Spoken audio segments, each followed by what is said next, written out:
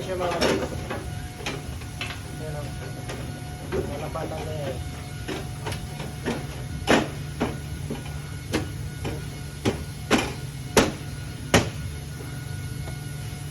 So yun yung sinasabi ko mga course, ganyan lang mangyayari. Yan o. So yun. Diba?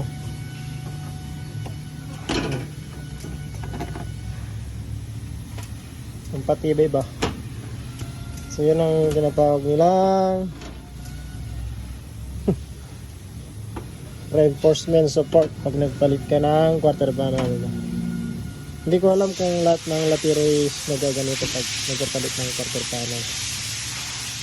So this is my standard mga loads pag nagpapalit ako ng quarter panel.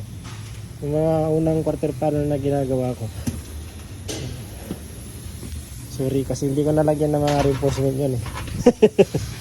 Sa kakamadali ba. Ito medyo kan tayo dito kasi chill lang tayo. So yan mga loads, i-welding na natin yan mga loads. So abangan nyo, napakita ko yung upan. So ayusin muna natin ito kasi hindi lapat kasi yung tama nya eh. Kailangan natin i-repair muna bago tayo mag-final.